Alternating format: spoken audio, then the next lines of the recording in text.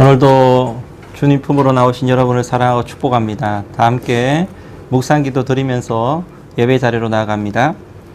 내 집 앞 안에 있는 내 아내는 결실한 포도나무 같으며 내 식탁에 둘러앉은 자식들은 어린 감람나무 같으리로다. 여호와를 경외하는 자는 이같이 복을 얻으리로다. 여호와께서 시온에서 내게 복을 주실지어다. 너는 평생에 예루살렘의 번영을 보며 내 자식의 자식을 볼지어다. 이스라엘에게 평강이 있을지로다. 살아계신 하나님, 오늘도 하나님의 백성들이 거룩한 주님의 존중에 나와 예배드리오니 하나님 이 예배를 기쁘게 받아 주옵소서. 예배 마치는 모든 시간까지 우리 성령님께서 친히 주장하여 주시며 우리들에게 시간마다 한량없는 은혜로 나려 주옵소서. 예수님의 이름으로 기도드립니다. 아멘. 우리 다 함께 임내송으로 찬양드립니다.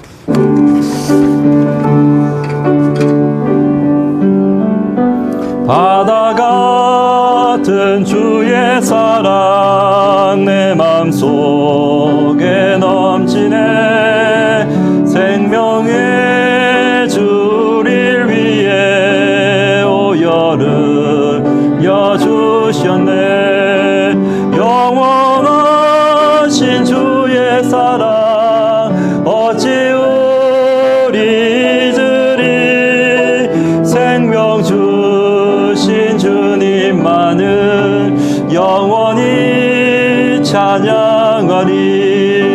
주모 박힌 언덕 위에 생명의 문 열려네. 깊고 넓은 은혜의 샘 상과 같이 흐르고 하나님의 자비하심 이 땅 위에 넘치네. 평강의 왕 주님 예수 세상 죄우 속에 내 영원하신 주의 사랑 어찌 우리 잊으리. 생명 주신 주님만을 영원히 찬양하리. 우리 신앙을 다 함께 고백합니다. 나는 전능하신 아버지 하나님 천지의 창조주를 믿습니다. 나는 그의 유일하신 아들 우리 주 예수 그리스도를 믿습니다. 그는 성령으로 잉태되어 동정녀 마리아에게서 나시고 본디오 빌라도에게 고난을 받아 십자가에 못 박혀 죽으시고 장사된 지 사흘 만에 죽은 자 가운데서 다시 살아나셨으며 하늘에 오르시어 전능하신 아버지 하나님 우편에 앉아 계시다가 거기로부터 살아있는 자와 죽은 자를 심판하러 오십니다. 나는 성령을 믿으며 거룩한 공교회와 성도의 교제와 죄를 용서받는 것과 몸의 부활과 영생을 믿습니다. 아멘. 찬송가 우리 찬양 당신은 사랑받기 위해 태어난 사람 이렇게 찬양합니다.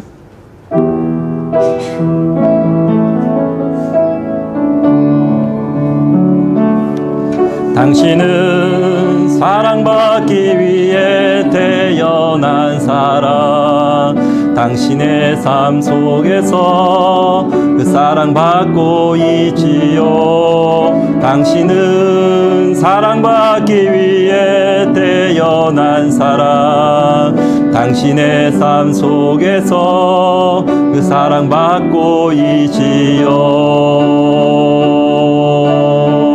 태초부터 시작된 하나님의 사랑은 우리의 만남을 통해 열매를 맺고 당신이 이 세상에 존재함으로 인해 우리에게 얼마나 큰 기쁨이 되는지 우리 옆에 있는 아내와 가족 축복합니다. 당신은 사랑받기 위해 태어난 사람. 지금도 그 사랑 받고 있지요. 당신은 사랑받기 위해 태어난 사람. 지금도 그 사랑 받고 있지요.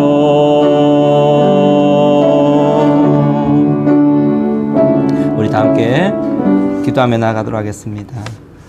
하나님 아버지, 오늘도 저희들을 주일 동안 지켜주시고 인도해 주시고 함께 해 주셨다가 오늘도 구별된 시간, 구별된 자리에 우리를 불러주신 우리 하나님께 감사를 드립니다.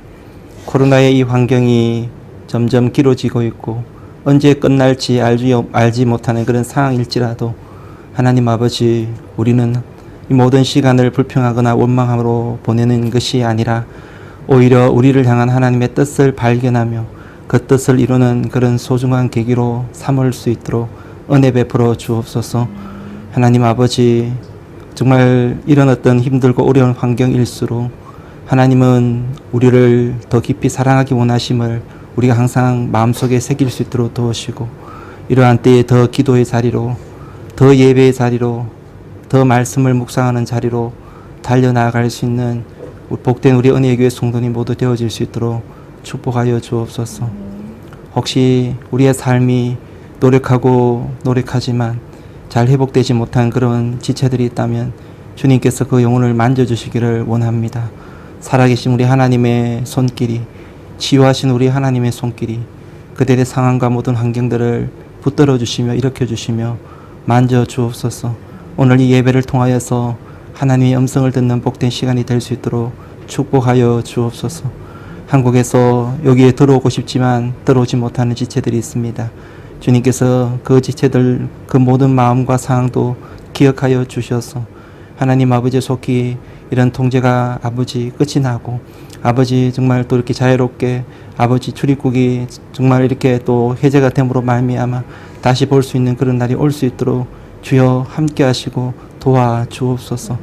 하나님 아버지, 정말 또 우리가 가정의 달을 맞이하여서 하나님 우리 가정을 향한 하나님의 뜻과 계획을 잘 돌아보는 그런 시간 되기 원합니다. 부부와의 관계를 돌아보며 부모님과의 관계를 또한 돌아보며 우리의 자식들과의 관계를 돌아보며 우리 가정의 모습을 돌아보면서 과연 우리가 하나님 기뻐하는 가정인지를 한번 아버지 돌아보면서 하나님 아버지 우리의 부족한 모습들을 채워나가며 과연 하나님께서 기뻐하시는 그런 복되고 아름다운 가정, 행복한 가정으로 세워져 나아갈 수 있는 복된 시간 될 수 있도록 축복하여 주옵소서. 오늘 가정의 주일을 맞이하여서 하나님 우리에게 주시는 그 말씀을 사모하며 기대하오니 주님 우리 가운데 말씀으로 역사하시며 찾아와 주옵소서. 감사함을 드리며 모든 말씀을 예수님의 이름으로 기도드립니다. 아멘.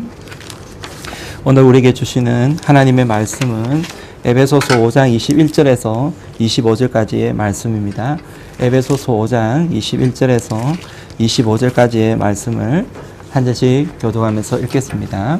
에베소서 5장 21절 말씀입니다. 그리스도를 경외함으로 피차 복종하라. 아내들아, 이는 남편이 아내의 머리됨이 그리스도께서 교회의 머리됨과 같음이니 그가 바로 몸의 구주시니라. 그러므로 교회가 그리스도에게 하듯 아내들도 범사에 자기 남편에게 복종하라.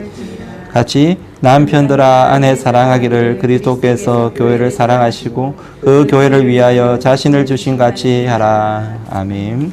우리 시간 우리 지체들, 우리의 가족들, 우리 사랑하는 마음으로, 뜨거운 마음으로 함께 축복합니다.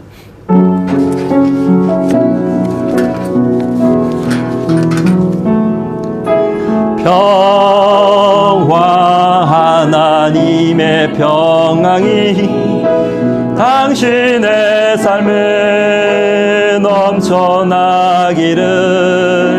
평화, 하나님의 평강이 당신의 삶에 가득하기를 축복합니다. 기쁨, 하나님의 기쁨을 빌어줍시다.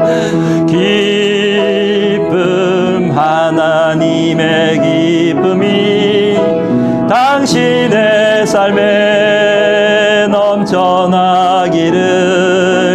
기쁨, 하나님의 기쁨이 당신의 삶에 가득하기를 축복합니다. 아멘. 교회 앞에 광고 드리도록 하겠습니다. 오늘은 우리 가정의 주일, 부부주의를 지키게 됩니다. 우리 가정 허락하신 우리 하나님께 감사하는 그런 하루가 되기 바랍니다. 이번 주 목자 모임이 있습니다. 우리 수요일 1시에 장소는 우리 주소유에서 모이게 되는데 우리 목자 되시는 분들은 또 우리 꼭 기억하시기 바랍니다. 우리 가정 예배가 계속 드려지고 있습니다. 주일 예배는 꼭 빠지지 말고 자리를 지켜주시면 감사하겠습니다.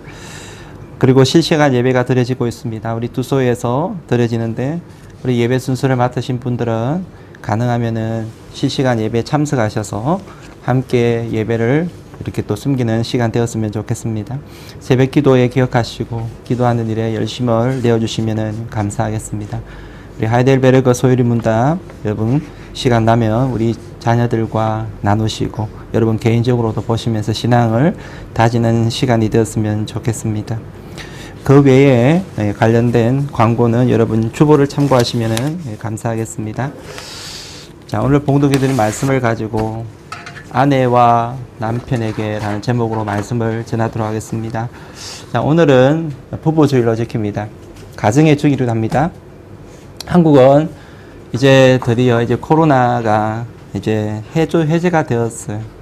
물론 여러 가지 부분 이렇게 통제가 되는 곳도 있지만은 교회는 이제 대부분 해제가 되었습니다. 그래서 예배가 재개되었다는 그런 반가운 소식을 들었습니다. 저희 교회도 우리 중국 땅에도 이제 빨리 이제 이 예배에 드리지 않는 것이 해제가 되어서 우리 함께 모이는 그런 시간이 우리에게 다시 다가올 수 있기를 간절히 소원합니다. 우리 함께 기도해 주시기를 바랍니다. 이번 코로나 기간 동안에 많은 신조어가 새로 생긴 거 알고 계시죠?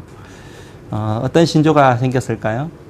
예를 들면은 사회적 거리두기 많이 들어보셨을 건데 사회적 거리두기 사람 사이 거리를 두고 생활을 하는 것이죠. 가까워져도 뭐한데 멀어지다 보니까 점점 더 멀어질까 참 염려가 되지만 어쩔 수 없는 환경과 상황인 것 같습니다. 또 하나 신조어가 있습니다. 무엇일까요? 여러분 확진자라고 들어보셨습니까? 확진자. 코로나 걸린 사람을 말하는 것이 아니라 집에 있는 시간이 많다 보니까 먹고 자고 하다 보니까 살이 확 찐다고 해서 확진자라는 신조어가 생겼어요. 그리고 코로나 블루라는 신조어가 있습니다. 마치 들으면 좋은 의미처럼 느껴질지 모르나 절대로 좋은 의미가 아니에요. 코로나로 말미암아 집에 있는 시간이 많고 미래에 대한 직장에 대한 이런 불안감 때문에 우울증과 정신병이 생기는 것을 코로나 블루다라고 이야기를 합니다. 또 여러분 혹시 또 들어보신 신조어가 있으신가요? 돌밥이라는 혹시 신조어 들어보셨나요? 이 돌밥이라는 신조어는 돌았으면 밥을 하고 돌았으면 밥을 해야 된다. 집에 있는 시간이 우리 아이들도 그렇고 우리 어르신들도 그렇고 많다 보니까 돌았으면 밥을 하고 돌았으면 밥을 해야 된다. 부인들을 말미암아 생기는 그런 신조어가 아닐까 생각합니다. 이제 코로나가 이제 끝이 나고 있다 보니 이 돌밥이라는 신조어도 이제 서서히 사라지게 되겠지요. 물론 이 코로나가 끝난다고 해서 또 이렇게 완전히 사라지는 것은 아니라고 생각을 합니다. 어쨌든 이 신조어를 보면 아시지만 우리의 삶에 많은 변화들이 우리 가운데 생기고 있다는 것을 알 수가 있습니다. 그런데 이 코로나로 말미암아 아주 가슴 아픈 그런 이야기들도 들려오고 있습니다. 무엇이냐면 바로 코로나 이혼이라는 단어이죠. 코로나 이혼, 코로나 폭력. 이게 점점 가정에서 이렇게 증가하고 있다라는 그런 통계가 있고 이야기가 있습니다. 아직 진행 중이라서 결론을 내기가 힘들지만은 이웃 나라들 보게 되면은 프랑스 같은 경우는 32%, 그리고 영국 같은 경우는 20%, 미국 같은 경우는 24%, 퍼센테이지가 이 가정 폭력이 더 많이 코로나로 말미암아 늘어나고 있다, 그런 통계가 있습니다. 이 우리가 살고 있는 이 중국은 어떨까요? 중국도 예외가 아닙니다. 이 해제가 끝이 났는데 해제가 끝난과 동시에 많은 가정이 법원으로 달려가고 있다고 그래요. 왜 법원으로 달려갈까요? 이 코로나 때 쌓였던 스트레스 때문에 이혼 소송하려고 법원으로 달려가는 사람들이 많이 생기고 났다라고 이야기하고 있는 것입니다. 여러분 코로나로 인하여서 집에서 보내는 시간이 많아지고 미래에 대한 불안감이 점점 가중되자 가정에서 폭력으로 혹은 가정 파괴로 이어지고 있다라는 것입니다. 저는 이런 현상을 보면서 참 위기의식도 많이 느끼게 되지만은 또 한편으로 참 이 가정에 대한 가장 기본적인 기본 원칙이 제대로 세워져 있다면은 그러지 않을 것을 이런 생각을 한번 해보게 되는 것입니다. 가정의 기본을 잘 세우는 것이 얼마나 중요한 것인가. 부부 관계가 어떠해야 되며 부자지간의 관계가 어떠해야 되는 것인지 그 기본만 바로 써 있어도 이런 심각한 일이 발생하지 않을 것인데 이런 위기가 아무리 닥쳐온다고 할지라도 오히려 가정을 더 든든히 세워나가는 그런 계기가 될 수 있을 것인데 이런 생각을 하게 되는 것입니다. 오늘 부부주의를 맞이하여서 성경이 말하는 이 부부의 모습은 어떠해야 하는 것이며 그리고 남편은 아내에게, 아내는 남편에게 어떤 자세를 가져야 될 것인가 그것에 대해서 여러분과 함께 한번 살펴보고자 합니다. 여러분 부부가 무엇입니까? 법률상으로 혼인관계에 있는 사이를 혼인관계에 있는 남녀를 부부다라고 이야기를 합니다. 그러니까 결혼식을 올리고 혼인신고를 하게 되면은 법률상으로 부부가 되는 것이 아마 여러분들은 전부 다 이렇게 결혼식을 올리고 혼인신고를 해서 부부가 된 줄을 믿습니다. 그런데 이 남녀가 그러면 어떻게 만나서 결혼을 하게 된 것일까요? 살다 보니까 우연히 만나게 되었고 결혼하게 되었습니까? 그렇지 않으면 실수로 결혼하게 되었나요? 안 그러면 마지못해 결혼을 했습니까? 그게 아니다라는 것이죠. 우리가 부부가 된 것, 그래서 가정을 이루게 된 것, 이것은 너무나 놀라운 사건임을 알아야만 합니다. 아마도 여러분이 이 땅에 태어나서 예수님을 믿게 된 것, 그 다음으로 가장 중요한 사건이 아마 결혼한 사건이 아닐까라는 생각을 하게 됩니다. 그렇기 때문에 이 결혼은 가볍게 취급하고 넘어가서는 안 된다라는 것이죠. 성경은 우리가 부부가 된 것이 하나님께서 놀라운 계획과 섭리 가운데 우리를 짝지어 주셨기 때문에 부부가 되었다라고 말씀하고 있는 것입니다. 그러니까 결혼에는 하나님의 놀라운 섭리가 거기에 있다라는 거예요. 아버지 이야기했지만 섭리와 계획이 있다라는 것이 에덴 동산에서 하나님께서 모든 만물을 다 만드시고 만드신 이후에 보시기에 좋았더라 이런 표현이 있습니다. 그리고 아담을 만들고 나서는 보시기에 심히 좋았더라 이렇게 이야기하고 있음을 보게 돼요. 그런데 모두 좋았더라 하는데 하나 좋지 않다라고 이야기한 게 있어요. 여러분 그게 뭔지 아시나요? 그것은 바로 아담을 만들고 나서 혼자 있는 것이 좋지 않다라고 이야기한 것입니다. 그래서 혼자 있는 게 좋지 않게 보여서 하나님이 아담의 갈비뼈를 취해가지고는 하와를 만들었어요. 그리고는 하와를 만들어서 아담에게 하와를 데리고 왔습니다. 이 하와를 본 아담의 태도가 어땠을까요?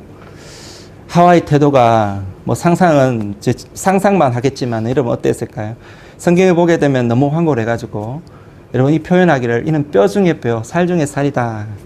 내 뼈 중에 뼈, 살 중에 살이다. 굉장히 최상의 표현을 하고 있는 것을 보게 되는 거예요. 최상의 감탄사를 하면서 아내를 맞아들이게 되죠. 그래서 둘이 한 몸이 됩니다. 하나가 되는 것을 보게 되는 거예요. 그래서 성경에는 장차 인류의 결혼에 대해서 이렇게 이야기하고 있음을 알 수 있습니다. 창세기 2장 24절 말씀을 보게 되면 이러므로 남자가 부모를 떠나 그의 아내와 합하여 둘이 한 몸을 이룰지로다. 남자가 하나님께서 예비하신 준비하신 한 아내와 합하여서 둘이 하나가 되는 것, 이게 바로 결혼이고 그것이 바로 부부가 되는 것이다라는 거예요. 그럼 여러분 이 모든 결혼의 설계자는 누구입니까? 여러분 이 결혼의 설계자는 인간이 아니라 하나님이셨다라는 것을 알 수가 있는 것이죠. 하나님께서 아담을 만드시고 그를 위해서 하와를 준비시키는 하와를 데리고 와서 둘이 하나가 되게 하셨다라는 것이에요. 그래서 이 부부는 하나님께서 하나가 되게 하셨고 맺어주신기 때문에 절대로 나눌 수가 없는 것이다라는 것이죠.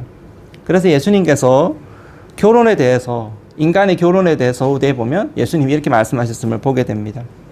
그 당시에 사람들이 결혼을 가볍게 여겼던 것 같아요. 그래서 혹시 이런 사람은 이혼을 해도 되지 않습니까? 라고 이야기를 했을 때에 예수님께서 뭐라고 말씀을 하셨느냐 하면 마태복음 19장 5절 6절 말씀 보시게 되면 이렇게 이야기합니다. 말씀하시기를 그러므로 사람이 그 부모를 떠나서 아내와 합하여 그 둘이 한 몸이 될지니라. 그런즉 이제 둘이 아니요 한 몸이니 그러므로 하나님이 짝지어 주신 것은 사람이 나눌지 못할지니라. 하나님께서 짝지어 주신 것입니다. 하나님께서 맺어 주신 것이에요. 그렇기 때문에 하나님이 맺어 주셨기 때문에 사람이 나눌 수 없다라는 거예요. 여러분, 결혼은 하나님의 계획이고 하나님의 꿈이었습니다. 하나님께서 세우신 최초의 공동체, 최초의 교회가 바로 가정이었고 결혼이었음을 알 수가 있는 것입니다. 그러면 여러분 명심하시기 바랍니다. 여러분께서 이 땅에 있으면서 어떻게 만나서 어떤 생활을 하다가 어떻게 보내더라도 여러분이 지금 남편, 지금 아내를 만나서 결혼을 하게 되었다고 한다면 여러분이 그 결혼하게 된 그 배우자, 그리고 여러분 그 결혼으로 말미암아 맺어진 이 부부의 연은 너무너무 소중한 것이고 너무너무 아름다운 것임을 알아야만 합니다. 너무너무 고귀한 것임을 알아야만 합니다. 왜냐하면 하나님께서 맺어주신 것이기 때문에 그렇습니다.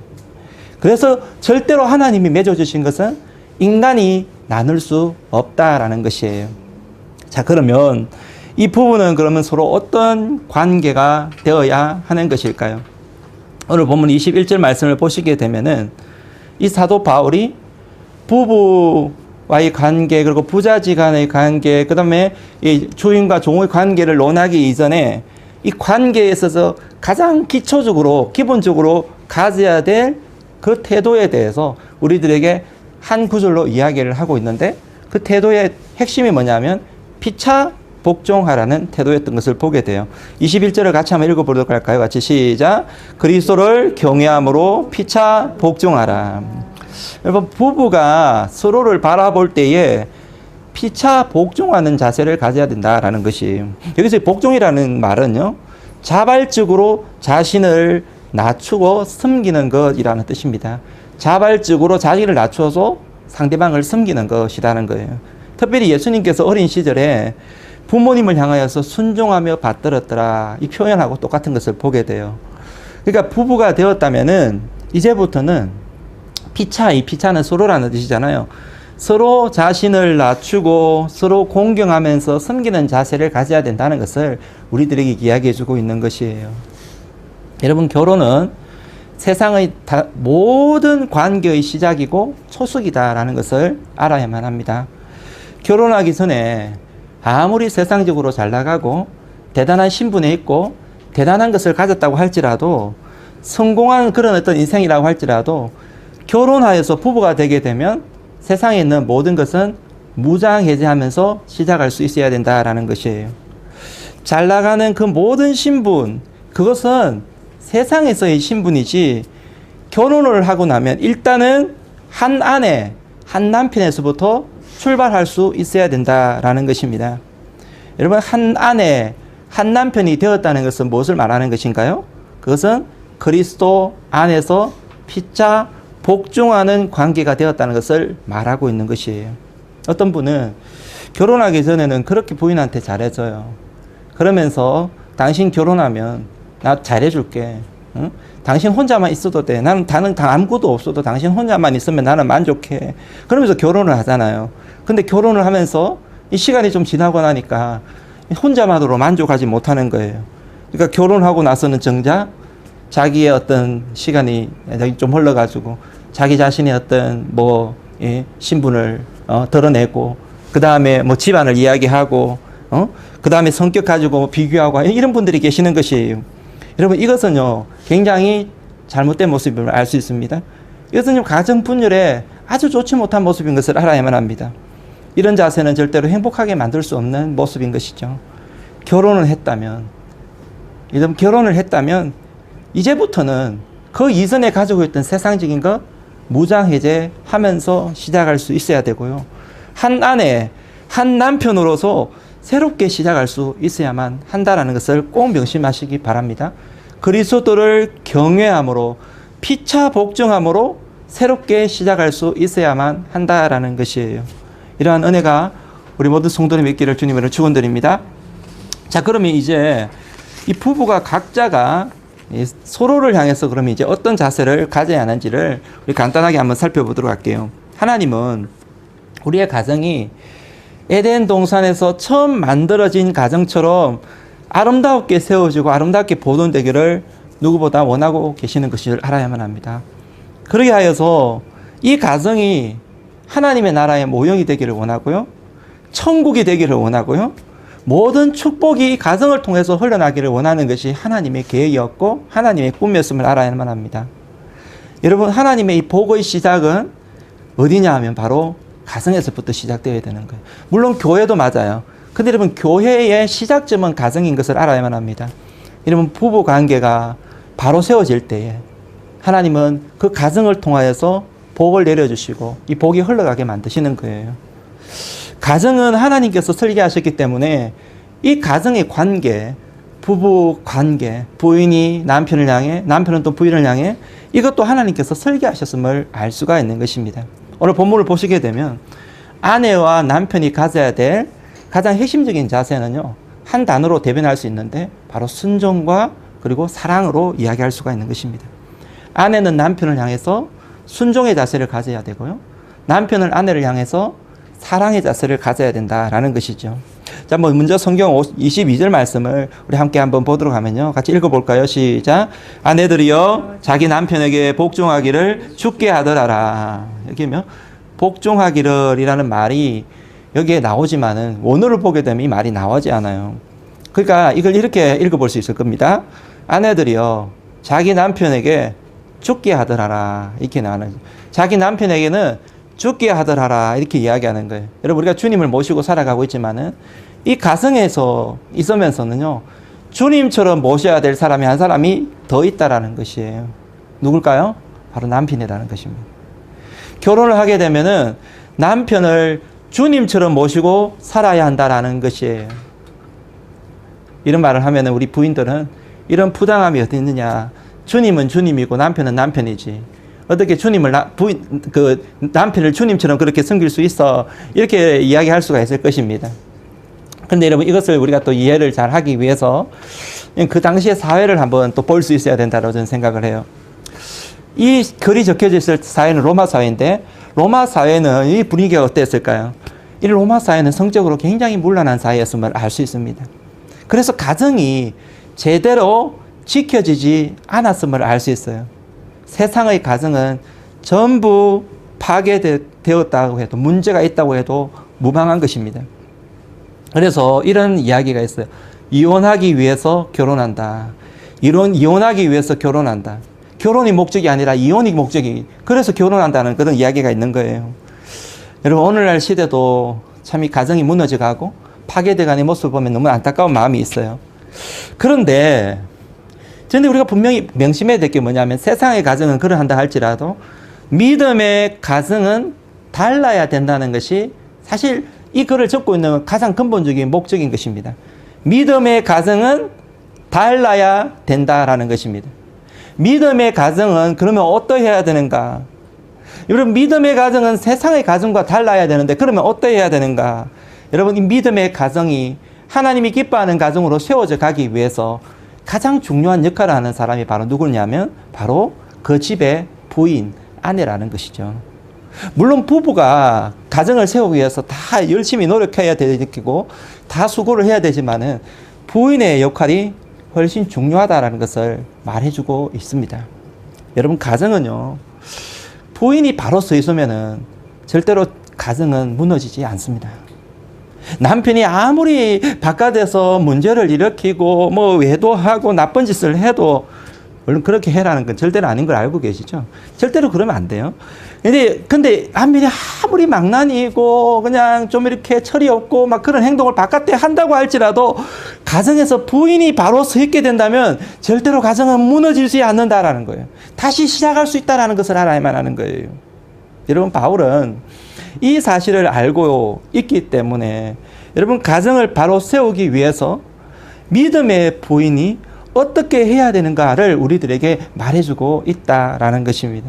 그것은 다름이 아니라 하나님께서 나에게 짝지어준 남편, 하나님께서 나에게 함께 살아라라고, 가정을 이루라고 나에게 붙여준 이 남편이 하나님께서 허락하신 나의 운명인 줄 알고 그 남편을 주님처럼 받들고 섬기는 것입니다.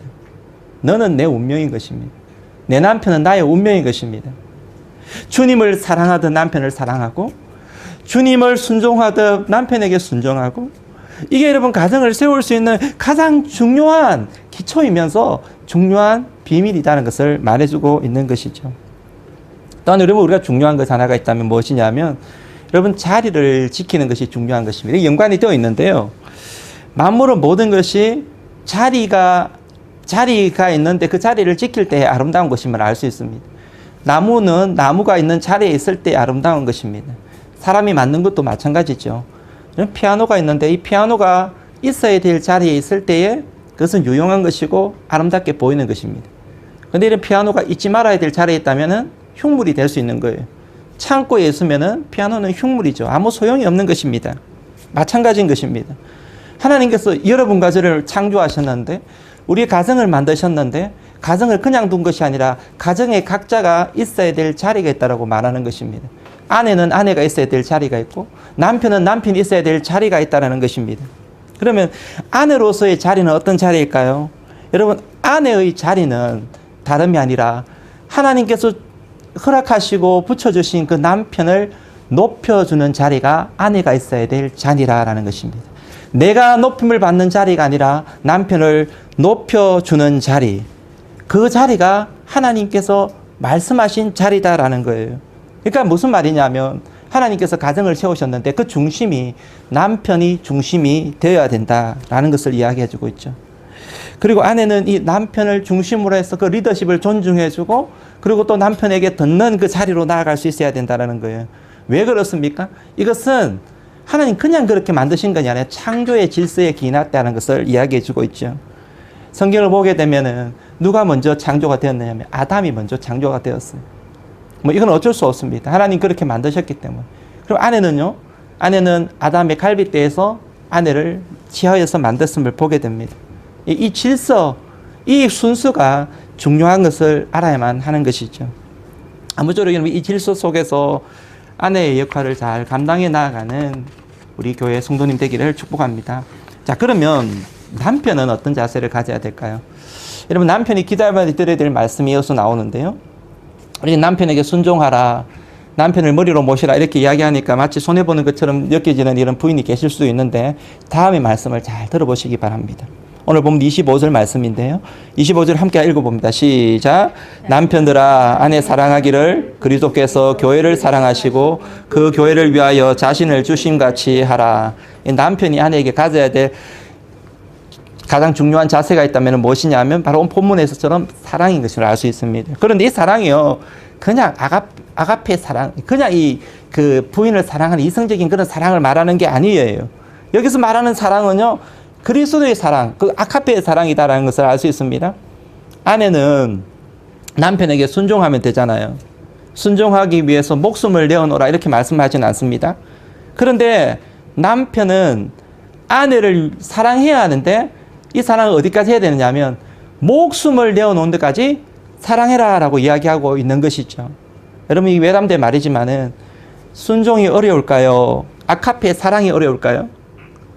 다 어렵죠. 답은 다 어렵죠. 근데 경중을 따지라고 한다면은, 여러분 굳이 경중을 따지라고 한다면은 사랑이 훨씬 어렵다는 것을 알 수 있는 것입니다. 순종은 질서를 지키면서 말만 잘 순종하면 되는 것이잖아요. 하지만 아가페 사랑은 그렇지 않는 것입니다. 아가페 사랑은 무엇입니까? 한없이 참아줘야 되고, 한없이 기다려줘야 되고, 한없이 희생해야 되는 것이 아가페 사랑인 것입니다. 실수해도, 넘어져도, 배반해도 끝까지 품어주고, 안아주고, 기다려주고, 용서해줘야 되는 것입니다. 이게 아가페 사랑인 것입니다. 하나님께서 이스라엘 백성들이 하나님을 배반했을 때에 이렇게 이야기하시면 보게 돼요. 이사야 49장 15절 보시게 되면, 여인이 어찌 그 젖 먹는 자식을 잊겠으며 자기 태에서 난 아들을 긍휼히 여기지 아니하겠느냐? 그들은 혹시 잊을지라도 나는 너를 잊지 아니할 것이다.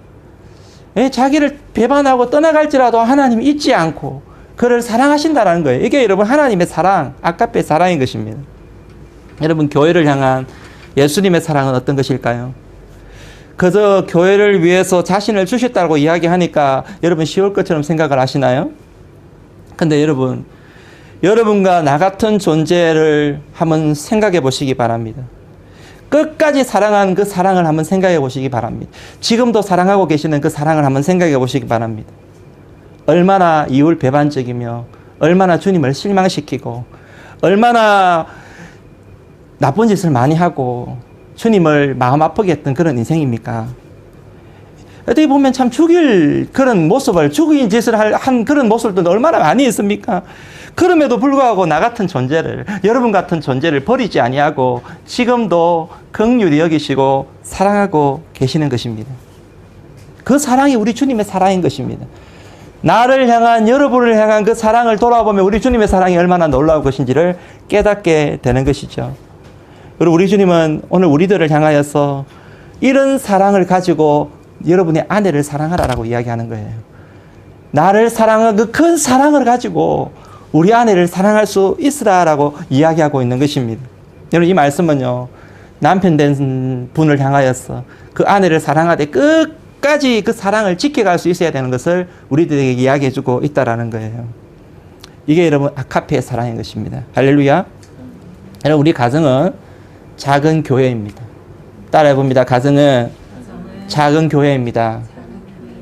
자, 여러분 이 교회를 누가 만들어 가느냐 하면 부부가 만들어 가는 것이죠. 아내들은 예수님께 순종하던 남편에게 순종함으로 여러분 이 교회를 세워나가는 것입니다.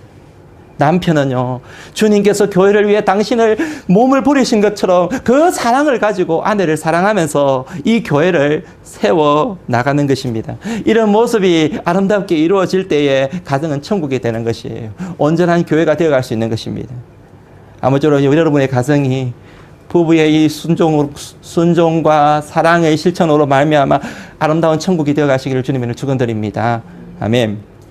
자, 그러면은 이 말씀과 더불어서요, 우리가 부부가 살아가면서 실제적으로 실천할 수 있는 몇 가지를 제가 여러분에게 한번 말씀드리고 싶습니다.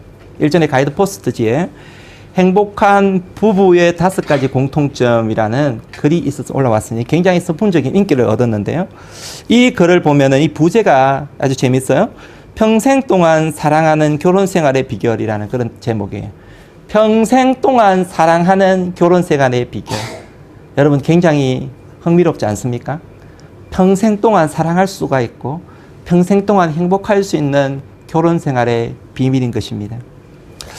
저는 이 비밀을 여러분 좀 발견했으면 좋겠어요. 오늘 이 말씀을 잘 귀담아 들으면서 여러분도 그런 삶을 살아가는 그런 결혼 생활을 할 수 있는 여러분의 삶이 되기를 간절히 축복합니다. 사랑은 배우는 감정이래요.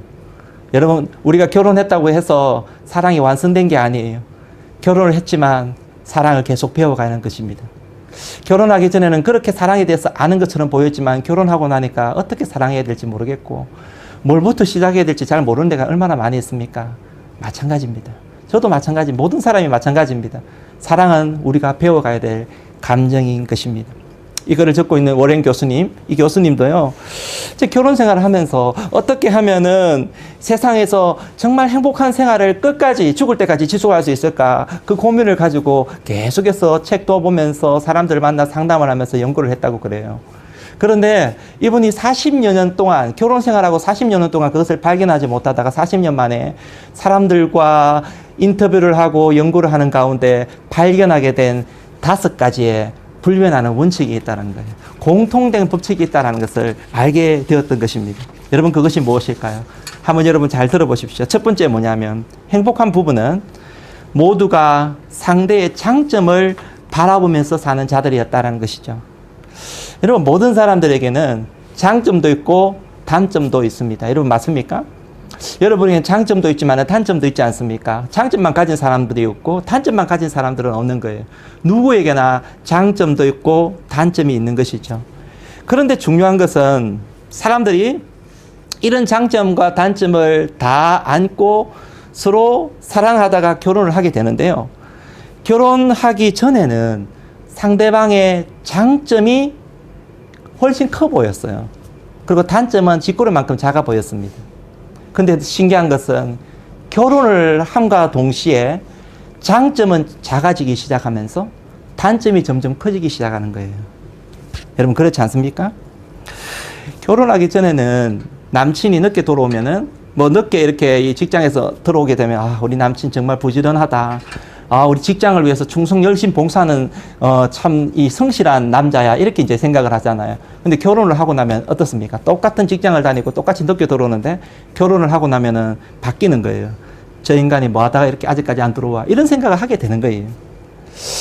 여러분 평생 행복하려면 바라보는 이 시선이 변해야 된다라는 거예요.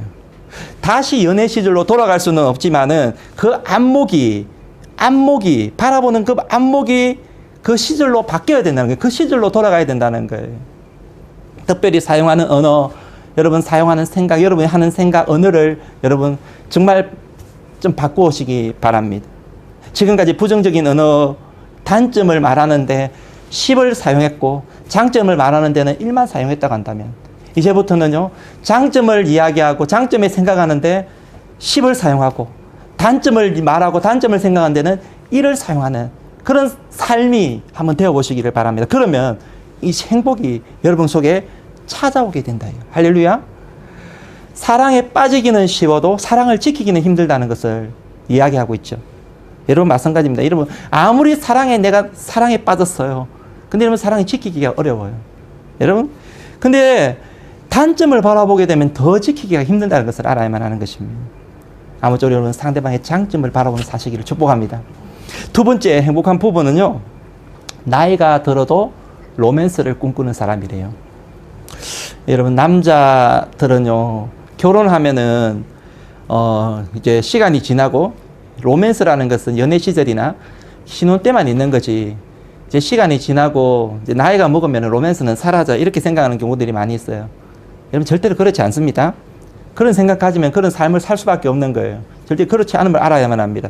따라해봅니다. 로맨스는 영원하다. 여러분 로맨스는 연애 시절도 있고요. 신혼 때도 있고요. 중년에도 있고요. 나이들 노년 때도 얼마든지 있을 수 있음을 알아야만 합니다. 실버타운에 가보면은 아주 묘한 긴장감이 흐를 때가 있어요. 한 할머니를 두고 할아버지 두 명이 아주 이렇게 그게 있어요. 삼각관계 형성되는 게 있어요. 근데 여러분 부부는 그게 좋다는 건 아니죠. 여러분 부부끼리는 더 아름다운 로맨스가 여러분 있어야 돼요. 그리고 그 로맨스를 만들어갈 수 있어야 되고요. 꿈꿔야 됩니다. 특별히 나이가 들수록 여러분 이 표현 많이 써주십시오. 당신은 아름다워. 볼 때마다 아름다워. 당신은 너무너무 사랑스러워. 이런 말을 많이 해주세요. 그리고 사랑한다라는 말도 좀 많이 해주세요. 받아들이는 사람이 좀 이렇게 닭살 돋고 그렇게 이야기를 해도 그냥 좋아해요. 말은 그렇게 해도 좋아하는 거예요. 여러분 중국에 이 광고를 보니까 투란 스머션 뭐 있더라고요. 이게 투란 스머션, 이 투란이 뭔 뜻입니까? 투란 라이 시아티엔 뭐 이게 갑자기 여름이 왔다 뭐 이런 어떤 뜻이잖아요. 이 투라는 갑자기라는 뜻이거든요. 다 갑자기. 여러분 이 로맨스를 꿈꾸기 위해서 필요한 것이 저는 투란의 삶이라고 생각을 해요. 계획을 세워도 물론 좋습니다. 계획도 물론 좋아요. 좋은데 투란 갑자기 이 부인에게 우리 영화나 한번 보러 갈까 오늘? 오늘 식사나 한번 함께 할까? 오늘 커피나 한잔 해? 산책이나 다녀올까? 우리 여행이나 떠날까? 여러분 이 갑자기 우리가 생각나는 곳에서 우리가 하는 그 행동을 통해서 로맨스가 삭트게 되는 거예요. 그런 로맨스를 통하여서 삶의 힐링이 생기게 돼요. 삶의 보람이 가져오게 되는 거예요. 여러분 행복한 부부는 모두 이런 로맨스가 있다는 거예요. 아무쪼록 한번 시도해 보시기를 축복합니다. 세 번째 행복한 부부는 어떤 부부냐? 대부분 영혼의 동반자로 살아가는 자들이었다는 거예요. 여러분 이게 굉장히 중요한 부분이죠. 한 방향을 바라보면서 이 땅의 삶이 아니라 영원한 삶을 바라보면서 살아갈 수 있다는 것. 여러분 이게 참다운 행복의 비결이고 참다운 행복의 비밀이다라는 것입니다. 함께 기도하고 함께 예배드리고 함께 하나님을 바라보면서 나아갈 수 있는 것, 이게 행복의 중요한 비결인 것을 알아야만 합니다. 저는 이 시간을 통하여서 혹시 아직까지 남편이나 부인이 신앙생활 하지 않는 분이 계시다면 여러분 그분이 주님께로 돌아와서 함께 영원한 세계를 바라보며 사시는 여러분의 삶이 되기를, 영혼의 동반자가 되시기를 주님의 축원드립니다. 네 번째 행복한 부부는요, 끊임없이 대화를 나누는 부부라는 것입니다. 여러분 요즘 얼마나 대화를 나누시나요? 통계를 보게 되니까요, 요즘 부부들이 하루에 대화를 나누는 시간이 여러분 얼마나 된다고 생각하십니까? 1시간? 30분? 여러분 놀라지 마십시오. 요즘 부부가 하루에 대화를 나누는 시간이 7분밖에 되지 않는답니다. 7분. 여러분 7분은 일주일로 따지고 보니까 49분이고요. 한 달로 따져보니까 겨우 3시간 반밖에 되지 않는다는 거예요. 여러분 대화를 나누셔야 됩니다. 부부는 이야기의 말문이 열려야 되고 말문이 터여야 돼요. 여러분 연애할 때는 그렇게 오랜 시간 대화를 나눠도 시간 가는 줄 모르는데 결혼을 하고 나서 왜 대화를 나누지 않는지 모르겠어요. 여러분 대화를 나눠야지 마음이 열리게 됩니다. 감정이 통하게 됩니다. 그러면서 함께 꿈을 꾸게 돼요. 사랑이 싹트게 됩니다. 그 나누는 대화 속에서. 그럼 여러분 대화를 나누지 않으니까 여러분 사랑이 싹틀 수가 없는 것이죠. 어떤 사람은 대화를 대놓고 화내는 것이다, 뭐 이런 이야기를 한다라고 그러는데, 이런 그게 아니지 않습니까? 대화의 놀라운 친밀감이 있고요, 대화의 놀라운 그 치유의 능력이 거기에 있는 것입니다. 여러분 제 주변에 봐도 참 이렇게 부부가 너무 행복하게 잘 지내는 분들 보면 대화를 많이 나누는 특징들이 있음을 보게 되었습니다. 여러분 생각해 보십시오. 여러분 한번 생각해 보십시오. 나 같은 인간, 이 표현 써도 죄송합니다만 나 같은 보잘것없는 인간 결혼해준 부인이요 남편 아닙니까? 여러분 나 같은 사람 무엇이길래 나 같은 사람 붙들고 함께 살자고 하면서 결혼을 해줬는데 외롭게 내버려두면 안 되는 것이죠. 여러분 그 영혼, 그 대상을, 소중한 대상을 외롭게 내버려두면 안 되는 것입니다. 다가가셔서 대화의 문을 여십시오. 함께 대화하십시오. 행복은 거기서부터 시작되는 거예요. 할렐루야. 5번째 행복한 부부는요, 무엇일까요? 부부 갈등을 잘 이용하면서 살아가는 자들이었다는 것이죠. 여러분 부부는 결혼을 했지만은 완전한 사람은 아무도 없습니다. 모두가 공사 중임을 알아야만 합니다. 그래서 그 미숙함으로 인해서 오는 갈등이 있고 이 갈등 때문에 힘들어하는 그런 가정들이 참 많이 있는 것을 볼 수가 있는 것입니다. 그런데 행복한 부부는 갈등이 있지만 이 갈등을 잘 이용할 수 있는, 이 갈등을 잘 극복할 뿐만 아니라 그 갈등을 잘 이용할 줄 아는 자들이었다는 것입니다. 배경이 다르고요, 성격도 다르고요, 신분도 다르고요, 많은 것들이 달라요. 그죠? 남자와 여자가 결혼을 했는데 성도 다르지 않습니까? 근데 이 다름을 우리가 잘 조화시켜서 잘 이용해 나아가게 될 때에 여러분 1 플러스 1은 0이 아니라 1 플러스 1이 2가 되는 거예요. 아니요, 1 플러스 1이 2가 아니라 4가 될 수 있고 5도 될 수 있는 거예요. 하나님께서 만들어 주신 이 가정의 놀라운 비밀을 여러분 이것을 잘 극복함으로 말미암아서 만들어가고 발견해 갈 수 있기를 주님으로 축복합니다. 말씀의 결론을 맺습니다. 여러분이, 하나님께서 여러분을 부부로 세우셔서 지금까지 지내오게 하신 것 감사하며 사시기를 축복합니다. 그리고 여러분의 관계를 한번 돌아보시면서 더 아름다운 부부가 되어 가시기를 주님의 이름으로 축원드립니다. 부부가 더 아름다워질 때에, 그 관계가 더 아름다워질 때 여러분의 가정이 더 아름답게 세워질 수가 있는 것이에요. 성경 우리가 가르쳐 주신 이 관계처럼 피차 복종하는 그런 삶의 모습이 되시기를 바랍니다. 특별히 누군가를 대할 때에 부인은 남편을 향하여서 순종의 자세를 가지고 남편 중심으로 세워주고 격려하고 위로하면서, 아내는 우리 부인을 대할 때에 그리스도께서 목숨을 주신 것처럼 사랑을 부어주면서 듬뿍 부어주면서 여러분 살아가게 될 때에 하나님이 아름다운 가정을 세워갈 줄 믿습니다. 그래서 여러분 평생 행복한 부부로 하나님께서 맺어주신 이 한 분밖에 없는 이 소중한 관계, 평생 행복한 부부로 평생 사랑하며 사시는 여러분 우리 성도님 되기를 주님으로 축원드립니다. 하나님 아버지 주님의 사랑과 은혜를 감사합니다. 부부주의를 맞이하여서 하나님께서 세우신 소중한 가정에 대해서 보았고 행복한 가정이 가지는 5가지의 특징을 바라보면서 우리 자신의 모습을 한번 돌아봅니다. 우리에게 부족한 것 참 많이 있습니다만 하나님 그럼에도 불구하고 우리에게 희망이 있는 것은 우리에게 예수 그리스도께서 계시기 때문에 우리는 다시 시작할 수 있고 노력하면 이룰 수 있다는 것입니다.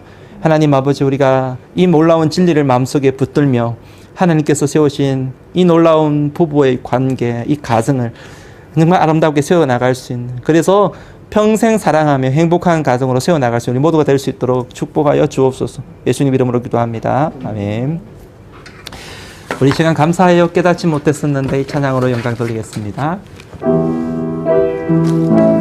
준비된 예물 하나님께 드릴게요. 오늘 헌금 드립니다.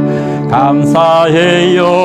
깨닫지 못했었는데 내가 얼마나 소중한 존재라는 걸 태초부터 지금까지 하나님의 사랑이 항상 날 향하고 있었다는 것 고마워요. 그 사랑을 가르쳐준 당신께 주께서 나가신 당신께 그리스도의 사랑으로 더욱 섬기며 이제 나도 세상에 전하리라네. 당신은 우리 부부 서로 알아주세요. 받기 위해 그리고 그 사랑 전하기 위해 주께서 택하시고 이 땅에 심으셨네. 또 하나의 열매를 받아 당신은 사랑받기 위해 한번 꼭 알아주세요. 당신은 사랑받기 위해 그리고 그 사랑 전하기 위해 주께서 택하시고 이 땅에 심으셨네. 또 하나의 열매를 바라시며 하나님 우리의 세우신 복된 가정 다시 한번 우리 하나님께 감사를 올려드리고 오늘도 가정의 주일을 맞이해서 하나님의 백성들이 예배 자리로 나오며 빈손으로 오지 않고 하나님께 준비된 소중한 예물 드리오니 하나님 이 예물을 기쁘게 받아주시며 하나님 이 땅에 하나님의 교회를 이루어 나가는 일에 주님의 나라를 세워나가는 일에 아름답고 귀하게 설 수 있도록 축복하여 주옵소서.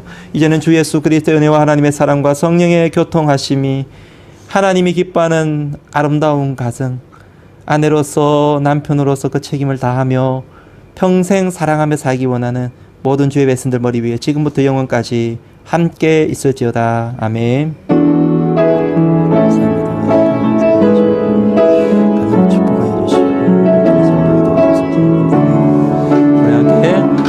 영광 돌립니다. 우리 하나님께 모든 영광과 존귀와 능력 받으소서. 주님 받으소서. 영광과 존귀와 능력 받으소서. 주님 받으소서.